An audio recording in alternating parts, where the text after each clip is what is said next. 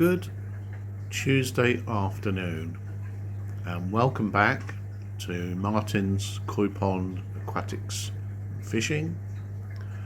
Not done a video for a little while. There's been quite a lot going on, and the first thing you will notice is I have a saltwater aquarium again.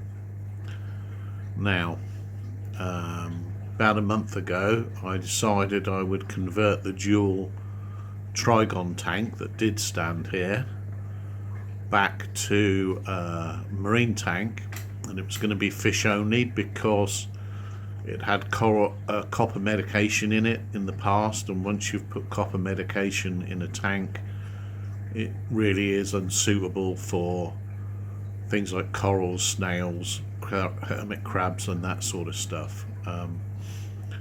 It's very poisonous to them. So I was going to have a fish only setup, and I set the tank up and had it running a few days, and I bought this light, more about that in a minute. And basically in fitting the light I had to remove some of the black plastic that surrounded the top of the trigon tank, and in doing so I managed to nick the tank and it cracked top to bottom. So that was the end of that tank. Then scoured the internet for deals and got a really good deal on this tank, which is an Aqua One Mini Reef 120. So it's a 120 litre tank, and it's got a sump underneath, which is basically a much better system for marines than the trigon tank ever would have been. And it's been up and running 11 days. It's had fish in it 10 days. Now the reason I was able to put fish in it straight away was I used a very good product called Colony that insta cycles the tank, and I only had a few days with very low ammonia readings. I think it was days 4 to 8, so 4 days where I had ammonia readings. They were very low, 0.25 parts per million, which the fish can cope with. These are very hardy marine fish that I've chosen.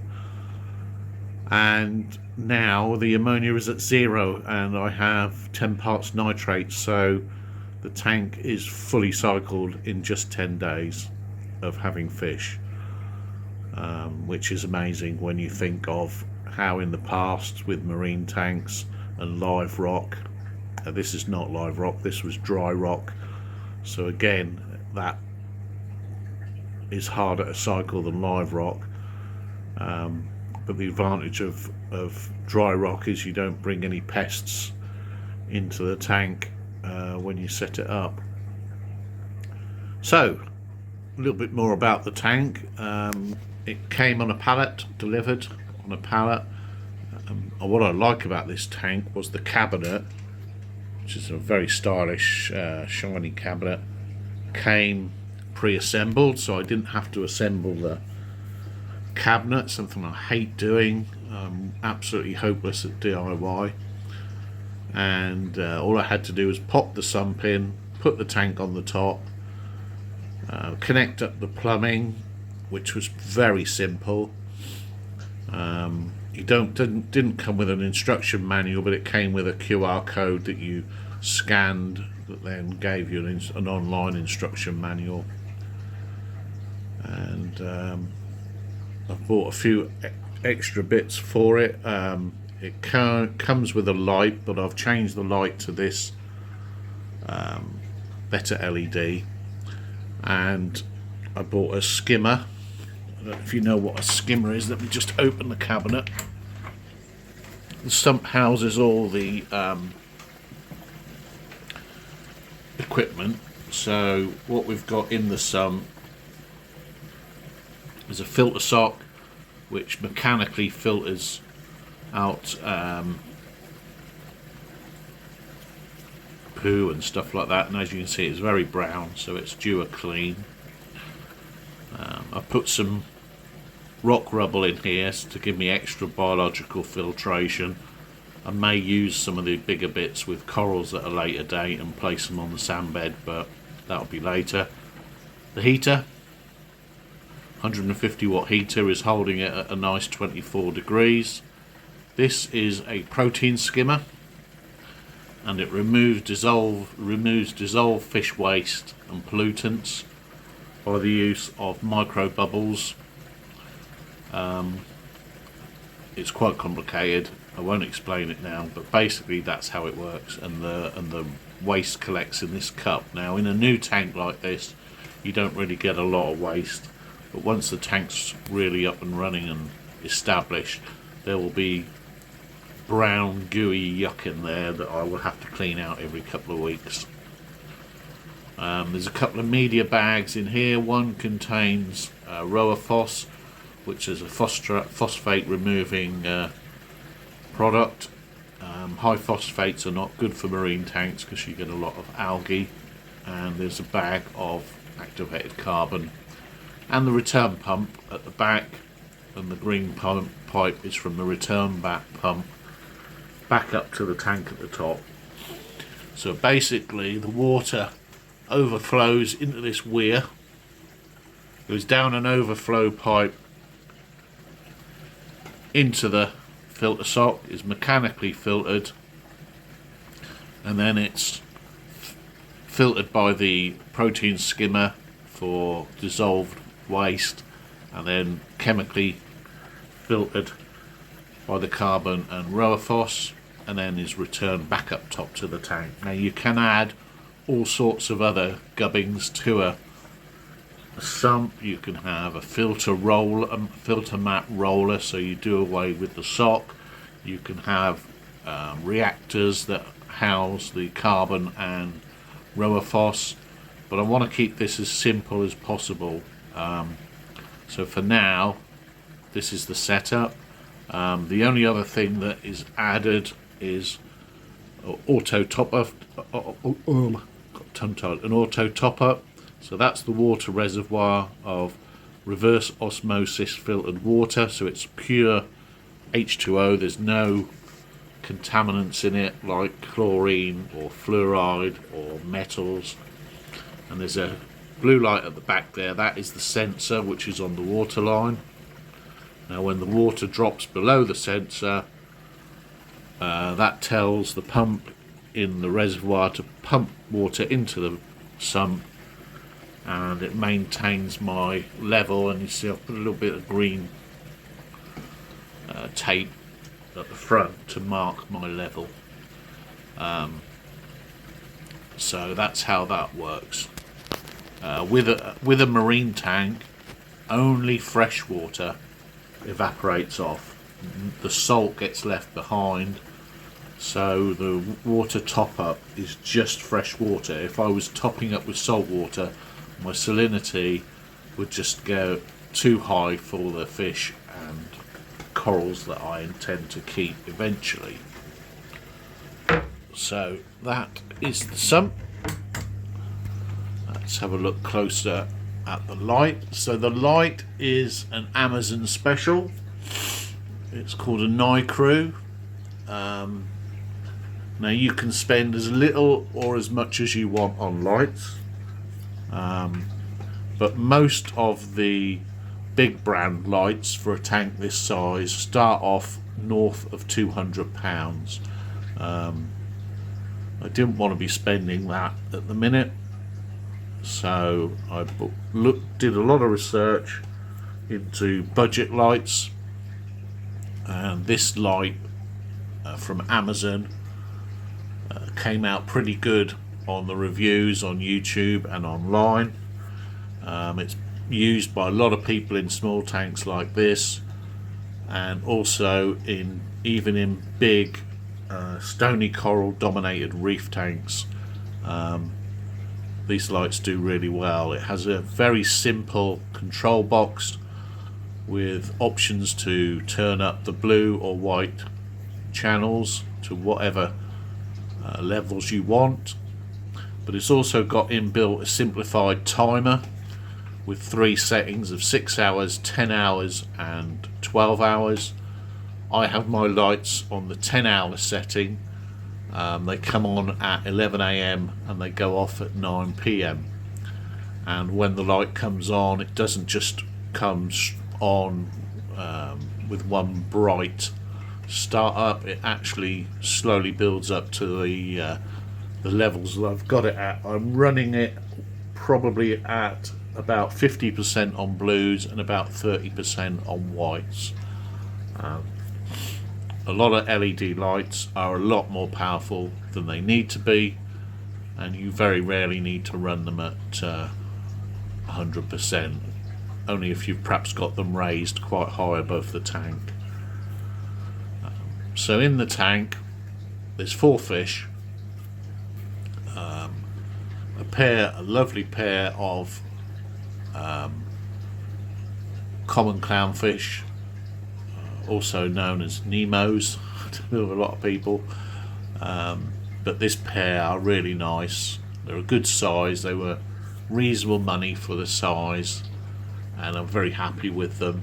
They're doing very, very well. There is a blue and yellow azure damselfish. Now a lot of people avoid damselfish because they can be aggressive, but Nemos or clownfish are also from the damselfish family, so these 3 are getting on absolutely fine. As you can see, no aggression between them at all.